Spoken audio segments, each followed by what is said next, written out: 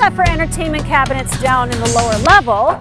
So now we thought it would be a good time to take a field trip to the place where they put them together. Let's go in.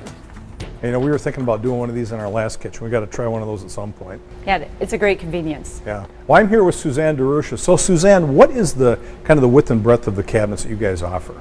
So we do offer everything from modern to transitional, which is popular in trends today, to traditional and classic, which is timeless. And then along those styles, you also offer several lines. Yes, most definitely. So from your basic entry-level price point, which is more standard configurations, through say general modifications, slight differentiations, through semi-custom, into some customization. So for the baseline cabinets, those are probably standard sizes. You pick one of the sizes and put together a kitchen. But semi-custom, how do you guys define that?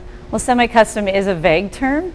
It hits a wide range of products and offers some modifications. So what are some of the modifications you can make from, let's say, a standard program to get into that semi-custom area? Anything from dimensional modifications on a box, so width and height and depth, and face frame extensions to allow for scribe on a wall. With furniture design being part of kitchen design today, and that being a big forward trending element, we do a lot of modifications and toe kicks to bring that all together. Well, I got to believe part of that customization is some of the organizational stuff you can do in kitchens today. Yeah, most definitely. A big part of kitchen design and planning is determining where everything's going to go. And you know, we have examples like this throughout the showroom. And then down below, we'll do this again. Oh, look at that. So you have the feature, the decoration of, you know, the front of the leg, but then you have the function behind it. Additional features like a pull-out work surface, just gives you extra counter space. Oh, look at that. We like this one. Oh, that is cool. Which is a great unit for pots and pan storage. Your lids on the side and your larger pots in the middle.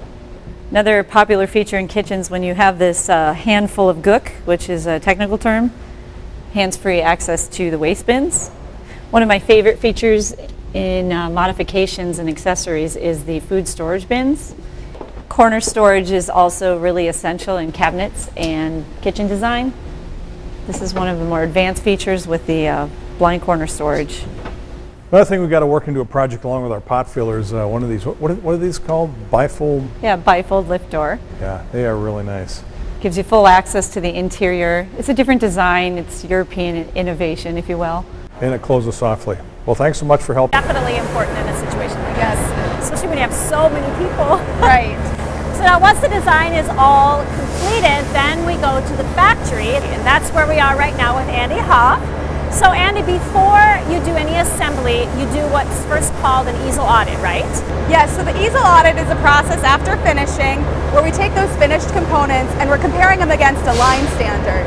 When we compare them against that line standard, it allows us to make sure that we are hitting the correct color that the customer is ordering off of the samples they've seen. So this area is not just specialized with like the lighting, but also with the employees that are working, right? That's correct. The employees that are working in this area are highly skilled and highly trained employees that have been through an extensive hue testing to be able to detect very subtle variations in the color. Now, a lot of the products that come through here have some specialty finishes like distressing.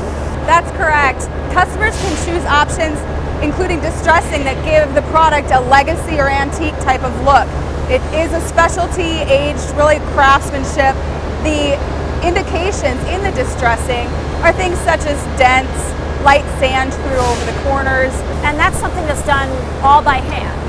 The employees doing this job are using very basic tools. And the purpose of doing it by hand that way is that the product becomes very random. So it doesn't look patterned, it looks very natural. Finishing is obviously a huge part of the process. Yes, it's the first thing you see when you walk into somebody's kitchen.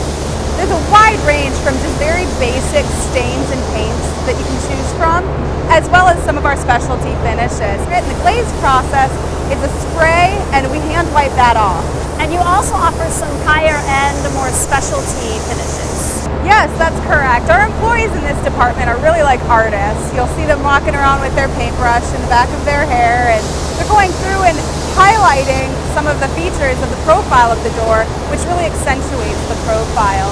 Some of our other specialty finishes include some dry brushing, where we'll put a base coat on and we'll be dry brushing some other finishes over the top of that. What that does is it gives us different types of looks. So in our coastal collection, it gives it a semi-transparent appearance. And we also have a new Stony Brook collection, which is a multi-layer dry brush application, which really gives it the appearance of some more texture to that door. And then once everything's all finished, then we head over to assembly. Yes, that's correct. That is the next step of the process. And even though it's self-explanatory, can you walk us through assembly? Yeah, so in the assembly process, that's where they're putting the hinges on the doors, they're building up everything from the end panels onto the frame, and they'll put the backs in. Any doors or drawer fronts they'll put in at that time. The drawers are already built, and so they'll put those into the cabinets as well. And one thing you'll notice as we go through and watch some of the cabinets being assembled is we have two assemblers at most of our build tables working together.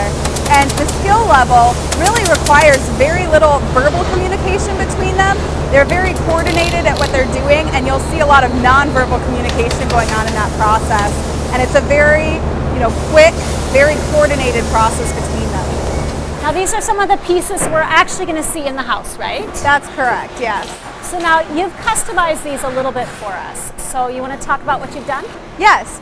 This, for example, is a bookcase, and most of our bookcases obviously come with a bottom rail. This is one that we've had removed for you guys. Also, our stiles for our frames are 1.5 inches wide, but on this particular bookcase, we've actually extended the right stile to 6 inches. So as you can see, there's actually a further gap back here. What that does is it closes up a gap wherever it's being placed in the home. To make the install a little bit easier. Correct. In our install, we have some exposed panels, so you have some end panels finished for us. So most of the time, our end panels are actually recessed from the frame on the side. They're usually not exposed when you've got one cabinet right up to the next. Right. But at the end of a run, when you've got an exposed end panel, oftentimes we'll do what we've done here for you, where we'll actually in the factory install a flush end that's finished to the same color as the cabinet. Nice. And that's going to save us some time during install. So what about the toe kick? You have a custom one here, right? Yes, so the majority of our standard base cabinets have a toe kick. And it's a recessed area here, pretty self-explanatory, but where your toe would normally go underneath the cabinet. In this particular example, we've done a factory installed flush toe kick, and that just saves time again in the installation in the field. Well, it is a very impressive operation you have here. Lots of moving parts and a very organized. Thanks for the tour. Yes, it was a pleasure having you.